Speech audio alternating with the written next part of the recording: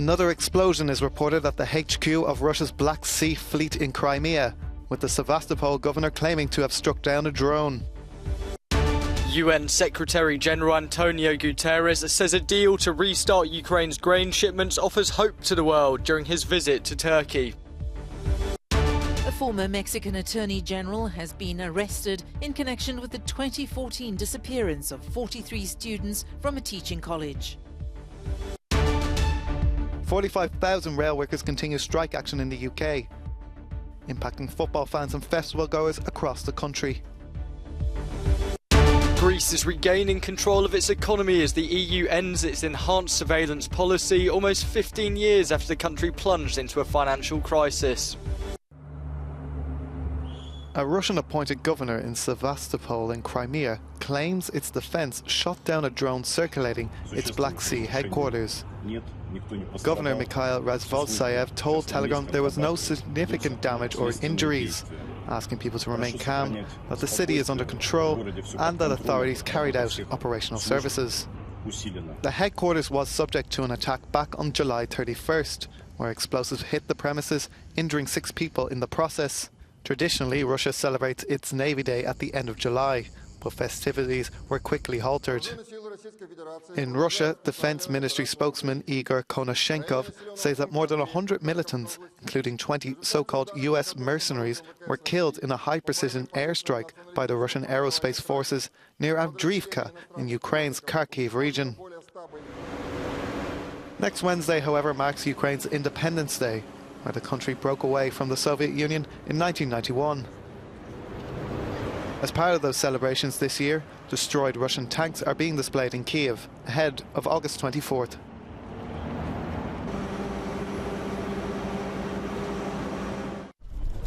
UN Secretary-General Antonio Guterres said Ukrainian grain shipments offer hope for the world during his visit to Turkey on Saturday.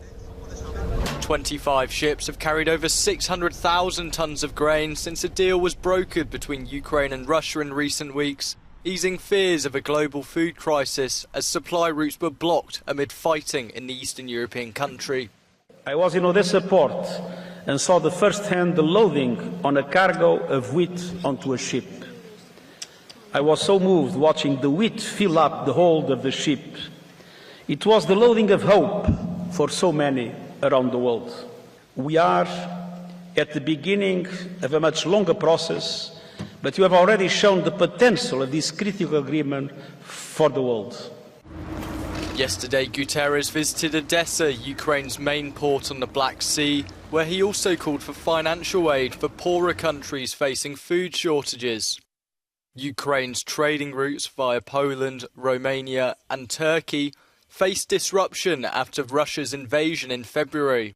But a landmark agreement means crucial grain shipments are now once again operating from the country's southern ports. Former Mexican Attorney General Jesus Murillo Caram has been arrested. The top prosecutor in the former administration is the most prominent person to be detained so far in connection with the 2014 disappearance of 43 students from a teaching college. As students and relatives continue to march for justice, the motive for the abductions remains unclear. Karam's arrest comes a day after a commission of inquiry said the army bore at least partial responsibility in the case. He's been charged with torture, obstruction of justice and forced disappearance. Prosecutors say they've also issued arrest warrants against a slew of other people, including army officers, local officials, police and gang members. Only partial remains of 3 of the students have ever been found and identified. With many questions remaining unanswered, the country's top human rights official has referred to the disappearances as a state crime. Smoke billows from a hotel near the center of the Somali capital Mogadishu. At least 10 people are believed to have died when Islamic militants stormed it late Friday night.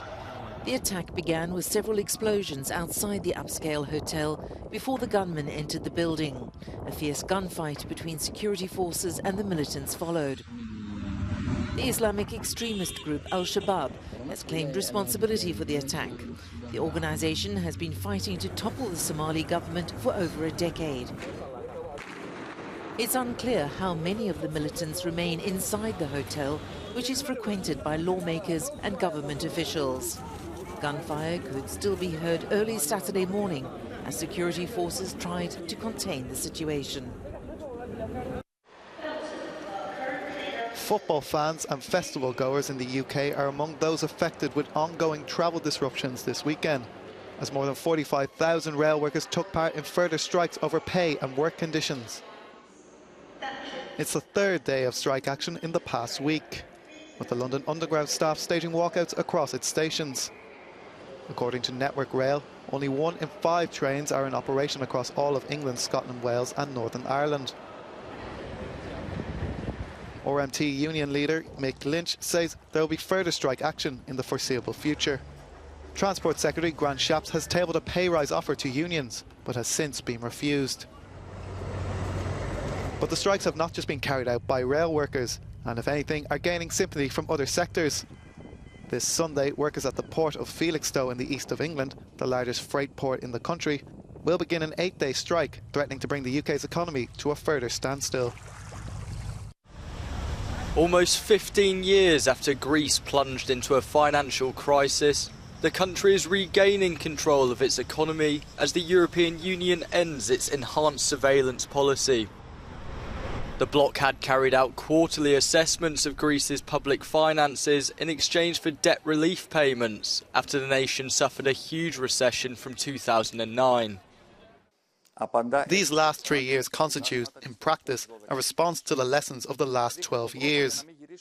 They show the way that we never, ever go back to what we have lived through. They forge our self-awareness, and they urge us to move ahead united, armed with the truth and realistic solutions.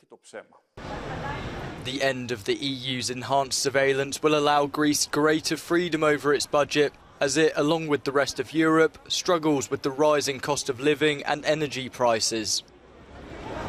However, the country will continue to pay back loans until 2070.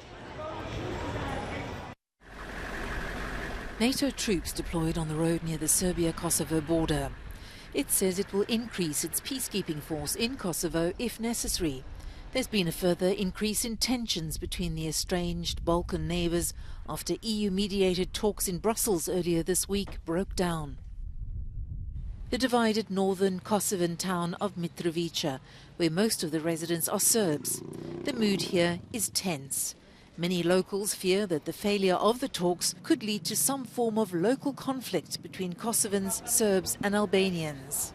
The latest flare-up between the two countries follows Kosovo's decision that Serbian identity documents and vehicle license plates would no longer be valid in its territory. Belgrade has refused to recognize its neighbor since Pristina declared its independence from Serbia in 2008. Despite the failure of talks, the EU says the two sides have agreed to further discussions. Montenegro's government, led by Prime Minister Dritan Abazovic, has been ousted by a no-confidence vote after just 4 months in power. The motion was proposed by 36 deputies in protest against the signing of a controversial deal regulating ties with the powerful Serbian Orthodox Church. The president now has to nominate a Prime Minister designate to form a new government. A passenger bus collided with emergency teams handling an earlier road accident in southern Turkey, leaving at least 15 people dead and nearly 24 injured. 3 firefighters, 2 paramedics and 2 journalists were among those killed on the highway between Gaziantep and Nizip. Turkey has a poor record of road safety. Some 5,362 people were killed in traffic accidents last year. Police in Greece clashed with migrants and activists yesterday as they started evacuating one of the last refugee camps in Athens. They were seen removing barricades set up by asylum seekers in front of its gates. Around 30 people were reportedly evicted. Authorities plan to move the 670 migrants hosted in the camp by the end of the year. Canada's Prime Minister Justin Trudeau has nominated Michelle O'Bonsawin as the first ever Indigenous judge to the country's Supreme Court. It's an historic moment for the country as it undergoes reconciliation processes to confront its past of oppressing Indigenous people. Working as a judge in Ontario since 2017, Miso Bon Sawan specialises in human rights law and mental health.